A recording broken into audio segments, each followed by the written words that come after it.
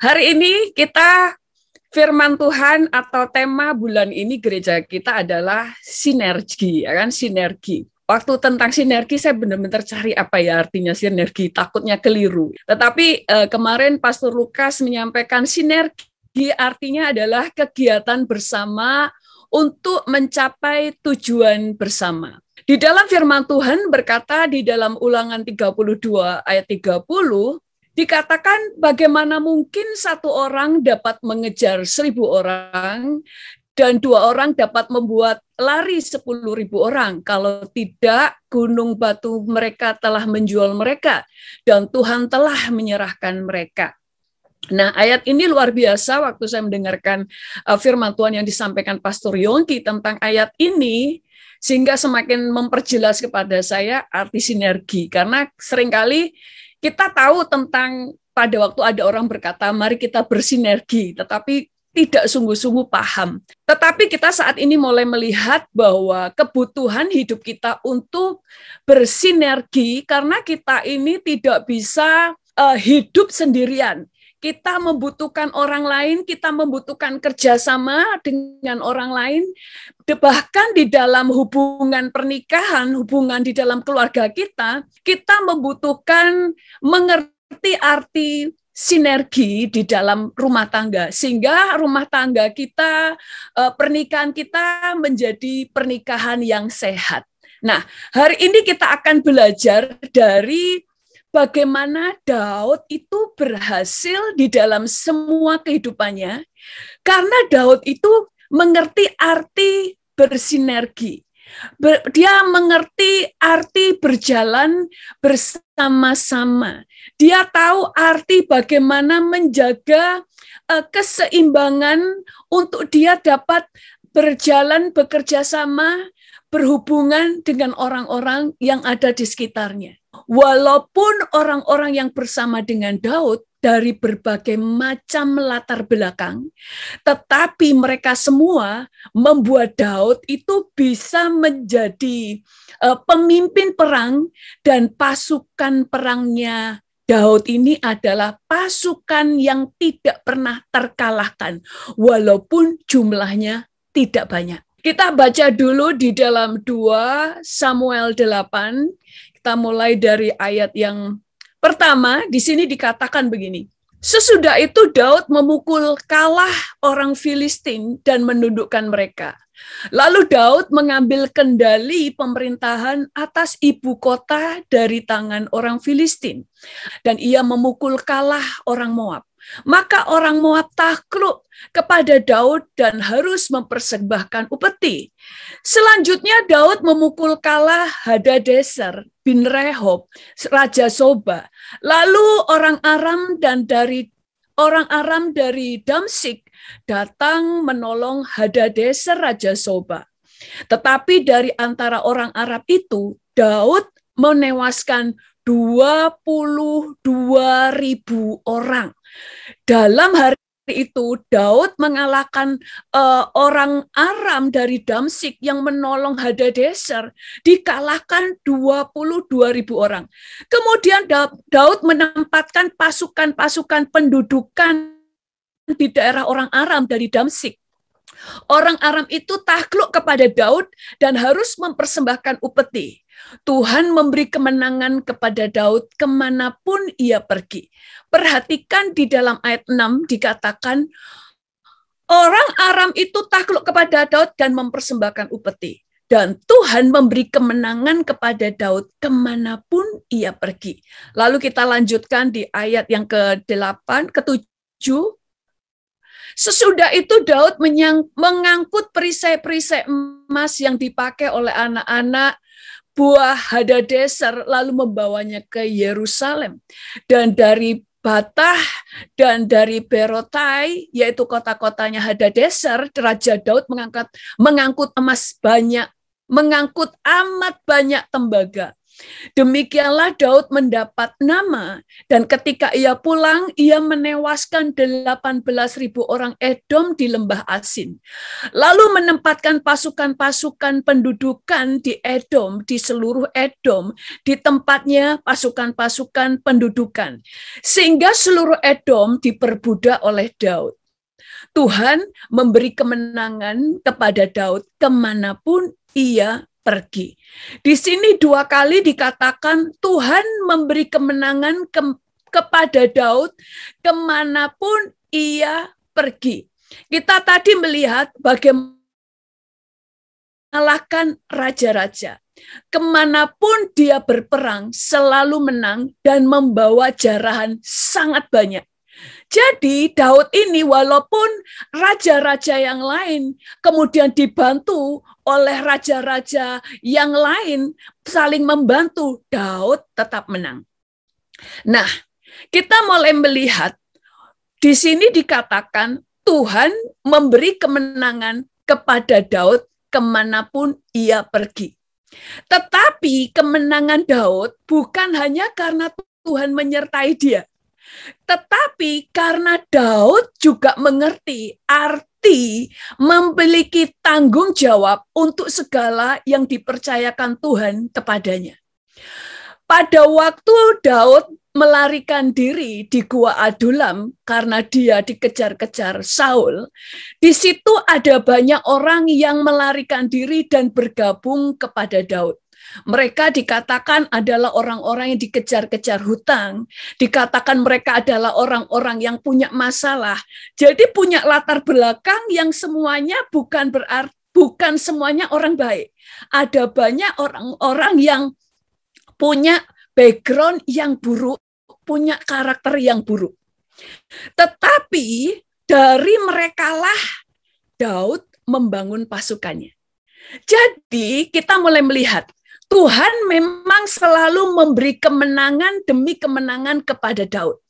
Tetapi ada bagian Daud yang harus dilakukan, yaitu dia dapat mengelola semua yang dipercayakan kepadanya. Firman Tuhan katakan Tuhan akan mempercayakan kalau kita punya bertanggung jawab dalam perkara kecil, Tuhan mempercayakan kita untuk perkara-perkara yang besar.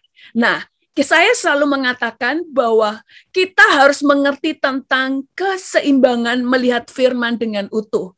Banyak orang juga melihat Tuhan memberi kemenangan atas Daud. Semua karena Tuhan. Tidak. Semua selalu ada 2 sisi.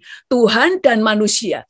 Kalau cuma Tuhan, maka kita semuanya tidak ada yang gagal. Semua berhasil. Tetapi karena ada pihak Tuhan dan pihak kita, maka oleh karena keadilan Tuhan, kita yang tidak sungguh-sungguh mempersiapkan diri bisa gagal.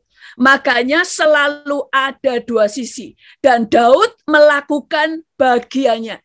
Dia ini pada waktu orang-orang datang kepadanya, orang-orang yang bermasalah, dia tahu bagaimana membuat orang-orang ini menjadi orang-orang yang kuat, yang bisa mendukung dia untuk berjalan bersama-sama, untuk berlari bersama-sama dengan dia, untuk menjarah dan menduduki bangsa-bangsa.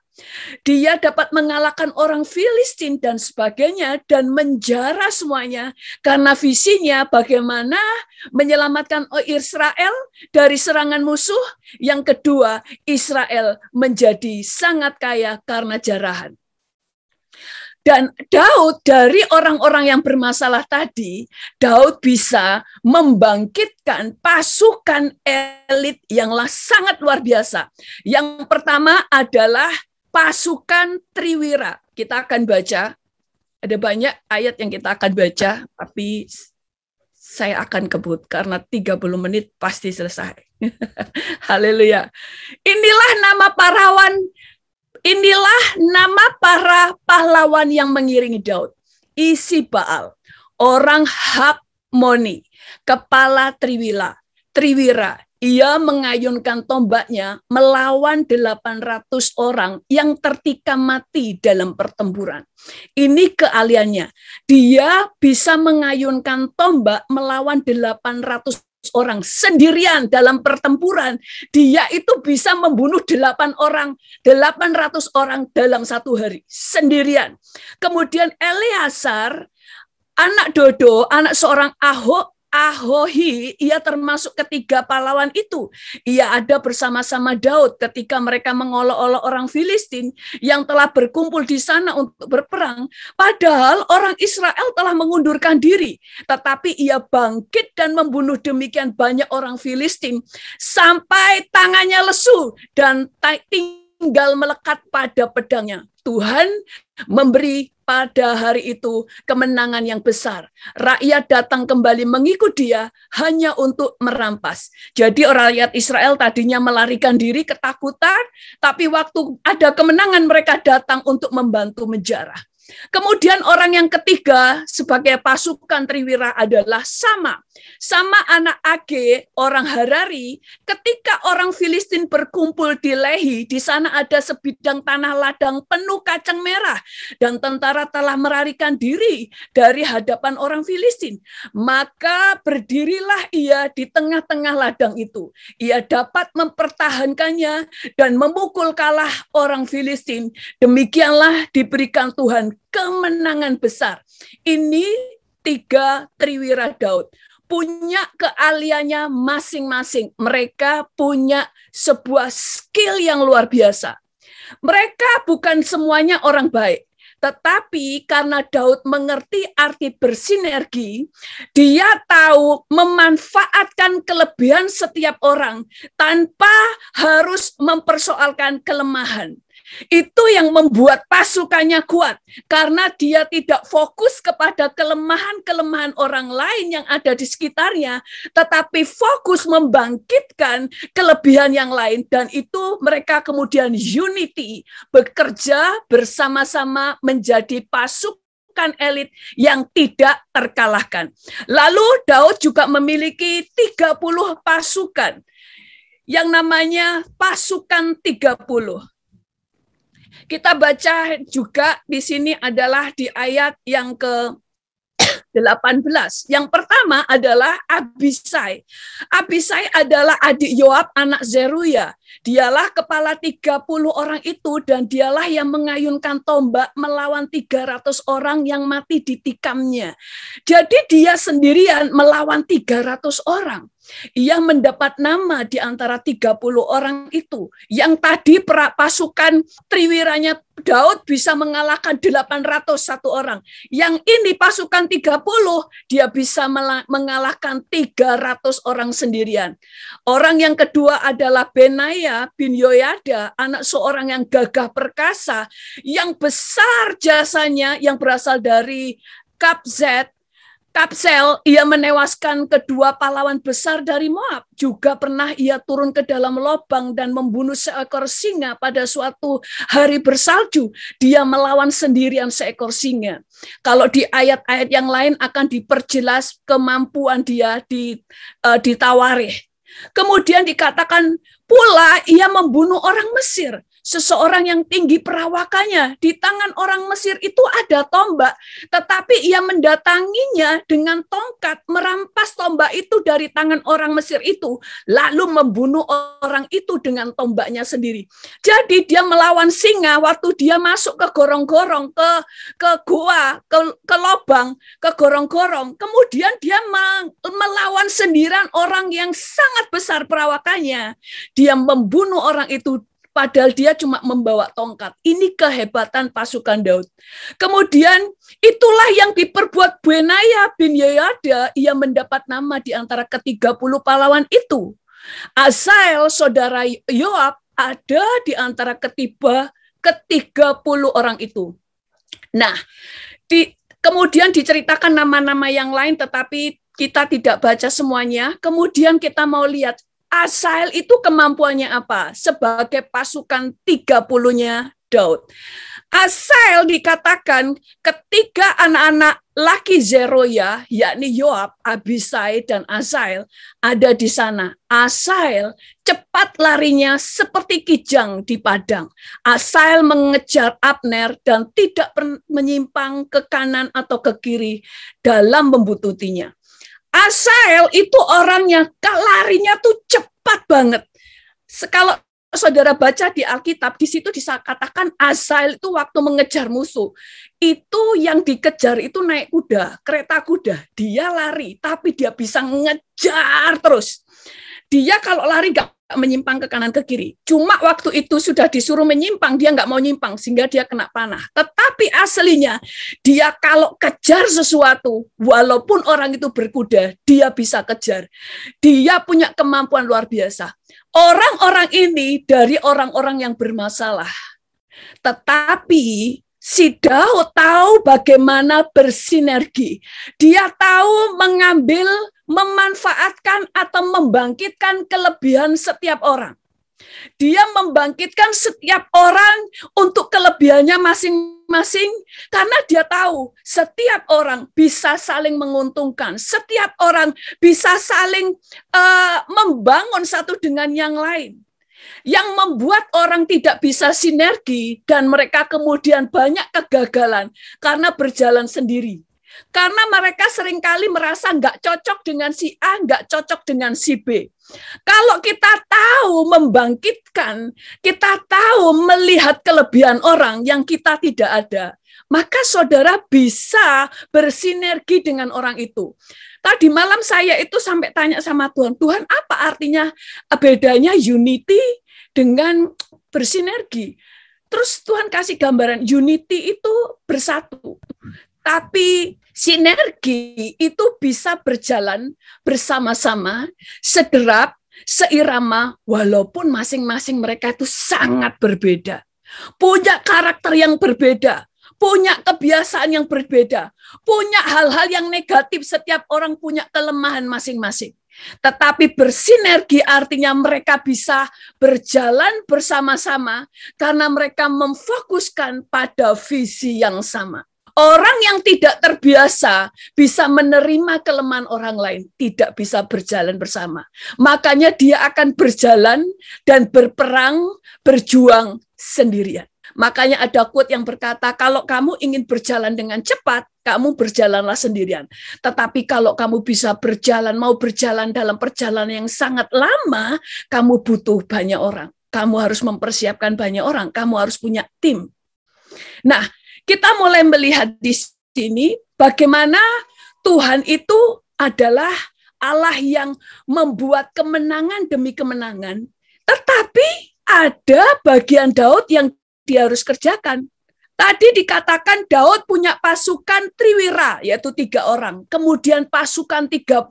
Tetapi di balik itu ada pasukan yang lain, saudara, yang ada 4 lapis pasukan. Inilah kecerdikan Daud untuk mengelola, dan dia itu tahu bagaimana strategi membangun pasukan. Siapa saja orang yang Tuhan kirim, bagian Tuhanlah yang mengirim orang-orang yang tepat di sekitar Daud, datang kepada Daud. Tetapi bagian Daudlah yang tahu bagaimana membuat orang itu bisa bekerja sama dengan dia. Itu bagian Daud. Kalau Daud nggak bisa kerja sama, semua yang Tuhan berikan tidak akan ada manfaatnya karena dia tidak tahu cara kelola. Makanya Tuhan kasih 1 talenta, 2 talenta, 5 talenta sekalipun, kalau engkau tidak tahu cara kelolanya, semuanya sia-sia. Sama dengan Daud. Nah, kita mulai lihat, kita baca di dalam 1 Tawarikh 12, pasukan perang. Ada 4 lapis pasukan Daud. Yang pertama, pasukan penyerang jarak jauh. Dikatakan ini ayat 1 ya, kalau ada 1, 2 ini ayatnya. Inilah orang-orang yang datang kepada Daud di Siklag. Selama ia harus menyingkir karena Saul bin Kis, mereka pun termasuk pahlawan-pahlawan yang membantu dia dalam peperangan. Mereka bersenjatakan panah dan sanggup melantarkan batu dan menembakkan anak-anak panah dari busur dengan tangan kanan atau tangan kiri. Mereka itu dari saudara-saudara sesuku Saul, dari orang Benyamin. Hebat ya. Inilah yang mendampingi Daud. Orang-orang ini bisa memanah baik dengan tangan kiri maupun tangan kanan. Kalau kita biasanya kalau kidal ya tangan kiri, kalau kita nggak kidal tangan kanan. Hampir tidak pernah orang itu punya kekuatan dua tangan. Ini mereka bisa memanah tangan kiri maupun tangan kanan. Bahkan sanggup melontarkan batu, di situ dikatakan sanggup melontarkan batu dan menembakkan anak-anak panah dari busur dan tangan kanan dan tangan kiri. Mereka semua bisa berperang dengan jarak jauh. Kemudian yang kedua, pasukan perang jarak dekat. Kita baca di ayat yang ke-8. Di sini dikatakan juga orang Gad, yakni pahlawan-pahlawan yang gagah perkasa, orang-orang yang sanggup berperang, yang pandai menggunakan perisai dan tombak, dan rupa mereka seperti singa dan cepatnya seperti kijang di atas pegunungan. Kepala-kepala pasukan, satu orang yang paling kecil sanggup melawan 100 orang, dan yang paling besar sanggup melawan 1000 orang. Ini pasukan Daud. Makanya kalau saudara dulu menonton film tentang yang 100 itu kan, 300 ya, bukan 100 ya, 300. Dahsyat. Daud pasukannya tidak sampai 300 orang, tetapi pasukannya sangat dahsyat. Kenapa? Karena masing-masing orang belajar dari Daud, berjalan bersinergi. Daud itu sebenarnya nggak cocok sama Yoab. Makanya setelah dia mau mati, anaknya jadi raja, baru dia ngomong, nanti kamu bunuh si Yoab. Tapi selama dia hidup, dia tidak mau usik Yoab, karena dia tahu dia bisa membuat kekuatan pasukannya sangat besar. Daud banyak nggak cocok satu dengan yang lain, tapi Daud tahu bagaimana mengelola hatinya, mengelola emosinya. Inilah kecerdikan, hikmat, dan kedewasaan. Sehingga dia tetap bisa berjalan bersama-sama dengan pasukannya yang setiap orang punya karakter yang berbeda. Lalu pasukan yang ketiga, orang-orang yang melekat pada Tuhan dan penuh urapan. Di sini dikatakan, lalu roh menguasai Amasai, kepala ke-30 orang itu. Kami ini bagimu, hai Daud, dan pada pihakmu, hai anak-anak Isai. Sejahtera, sejahtera bagimu, dan sejahtera bagi penolongmu. Sebab yang menolong engkau ialah Allahmu. Kemudian Daud menyambut mereka dan mengangkat mereka menjadi kepala pasukan. Kenapa di sini tidak diceritakan dia punya keahlian, tetapi dikatakan dia punya urapan. Roh Allah bekerja dan dialah yang diangkat Daud menjadi kepala pasukan. Betapa Daud itu sangat cerdik untuk menempatkan orang di tempat yang tepat. Orang ini punya urapan, dia tahu mendengar suara Tuhan, dia dijadikan kepala pasukan. Kemudian yang keempat, yaitu orang-orang yang ahli untuk mengalahkan gerombolan. Di sini dikatakan mereka ini membantu Daud melawan gerombolan. Sebab mereka semua adalah pahlawan-pahlawan yang gagah perkasa dan kepala dalam tentara. Dari hari ke hari orang datang kepada Daud untuk membantu dia. Sehingga mereka menjadi tentara yang besar seperti bala tentara Allah. Kemudian Daud melawan gerombolan sebab mereka semua pahlawan-pahlawan yang gagah perkasa. Mereka itu membantu Daud melawan gerombolan. Mereka itu membantu Daud melawan gerombolan. Mereka semua adalah pahlawan-pahlawan yang gagah perkasa. Jadi kelompok yang keempat, di barisan keempat adalah orang-orang yang bisa melawan gerombolan. Dia bisa memecah gerombolan-gerombolan. Jadi Daud ini punya strategi perang yang baik. Tapi dia juga mengerti bukan hanya unity bersatu, tapi nggak tahu bekerja sama, cuma unity, makan ke sana, makan bareng, kemudian kalau satunya jalan ke sana, jalan bersama. Tapi kalau Daud dia mengerti arti unity dan bekerja dengan bersinergi. Unity artinya mereka semuanya sepakat untuk bersama-sama. Tetapi di dalam bekerja perlu sinergi. Makanya di dalam kehidupan kita, tadi kita melihat, Daud itu ada banyak macam orang. Enggak semuanya orang yang takut akan Tuhan, walaupun semua orang Israel. Tetapi kan enggak semua orang itu benar-benar takut akan Tuhan. Tetapi kita harus tahu, selama ada hal yang positif dari orang itu, saudara bisa bekerja sama. Jadi jangan kita terus melihat gini, yang penting semuanya harus seiman, harus orang Kristen. Belum tentu. Tuhan kadang-kadang memakai orang-orang lain untuk bisa mendukung saudara. Dan Daud bisa tahu mana orang yang takut akan Tuhan untuk memimpin dan orang-orang yang punya keahlian. Karena enggak semua orang yang kita butuhkan hanya pendoa. Kita butuhkan orang-orang yang ahli. Di dalam hidup kita, kita bisa gandeng banyak orang. Orang-orang yang punya kelebihan, yang punya nilai positif, bukan semua orang ya. Firman Tuhan berkata pergaulan yang buruk merusak kebiasaan yang baik. Tetapi kita adalah orang cerdik, firman Tuhan katakan orang yang bergaul dengan orang bijak, dia akan bijak. Kita kalau mengambil keputusan, kau harus ada banyak penasehat, yaitu orang-orang bijaksana, kamu akan semakin bijaksana. Berarti Tuhan itu mau kita mengerti arti merangkul banyak orang untuk berjalan bersinergi. Supaya engkau bisa bergerak maju dengan kekuatan yang sangat besar, seperti halnya Daud. Saudara, sebelum Tuhan mengajar kita unity dan bersinergi, Tuhan selalu melakukan lebih dahulu. Makanya ada Bapa, ada Yesus, ada Roh Kudus, Tritunggal. Mereka menunjukkan unity yang sempurna, tidak bisa dipisahkan, satu ngomong A, semua ngomong A. Dan ketiganya berjalan dengan sinergi. Dalam kapasitas mereka masing-masing, dengan kuasa mereka, bagian mereka masing-masing, mereka bekerja bersama-sama. Di dalam misi penciptaan, dalam misi penyelamatan, dalam misi penyertaan orang-orang percaya, semua bekerja bersama-sama. Bapa adalah seorang kreator, Bapa adalah seorang yang menetapkan visi, Yesus adalah pelaksana, Roh Kudus adalah yang membuat kita semuanya bisa paham.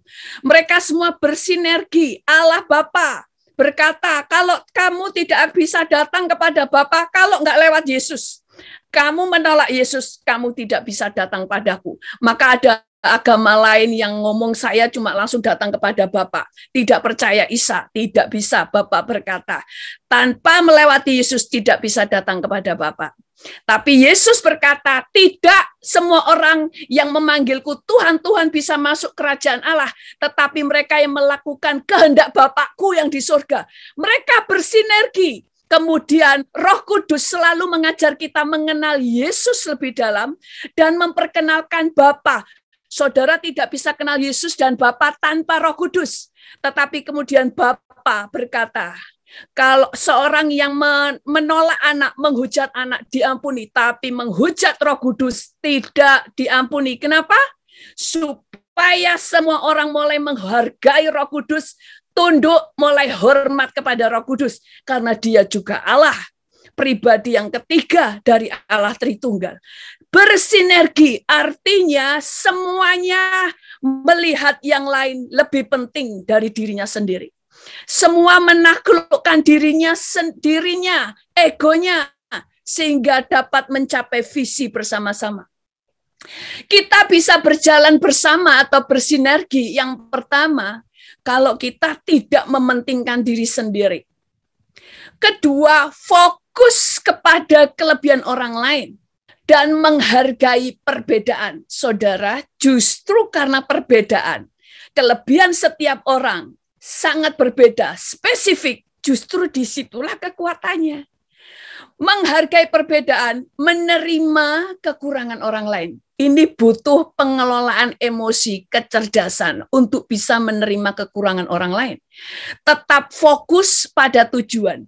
Setia, Pastor Yongki kemarin mengajarkan setia untuk bisa bersinergi, saling menopang dan mendukung, saling memberi pujian dan penghargaan, tahu membalas budi dan meletakkan hak.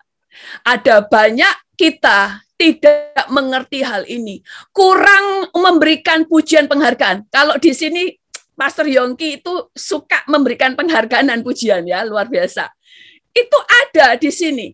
Tidak suka menjatuhkan. Jadi kita mulai lihat itu yang membuat bersinergi. Saya sendiri di dalam pelayanan, kemudian saya ada pemuridan, ya, karena banyak orang yang minta Zoom, makanya saya ada pengajaran Zoom. Dan orang-orang yang terlibat di dalam pelayanan, ada orang yang satu orang rewel banget. Terus saya, aduh orang ini kok rewel ya, tapi terus Tuhan bilang kepada saya, kalau kamu tahu memanfaatkan banyak orang untuk kegerakan, kamu tidak fokus pada kelemahan orang itu, tapi kelebihan dia. Karena dia punya kemampuan yang saya tidak punya. Makanya akhirnya saya harus tanggalkan ketidaksukaan saya karena rewelnya, tetapi karena dia punya kelebihan yang Tuhan kirim untuk mendukung pelayanan. Karena ini adalah pekerjaan Tuhan. Nah, di dalam hidup kita juga seperti itu. Apa yang membuat pernikahan kuat? Karena yang kita fokuskan kelebihan pasangan, bukan kelemahannya. Waktu kita melihat kelebihan dia, kelebihan dia tidak ada pada saya, maka itu menjadi pernikahan yang kuat.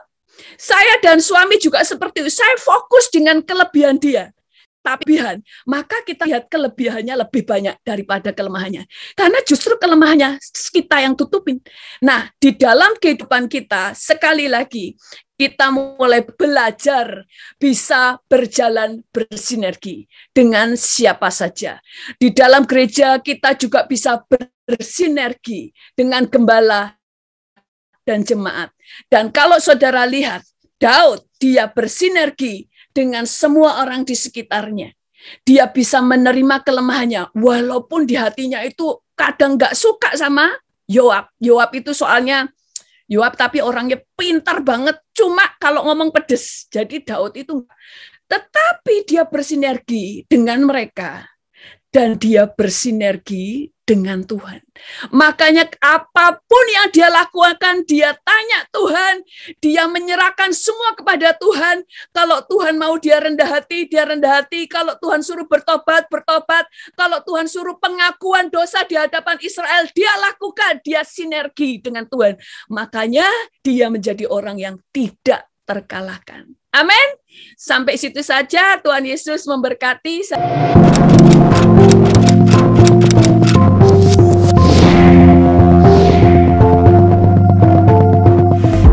Jangan lupa untuk mendukung channel ini dengan cara subscribe, like, dan komen.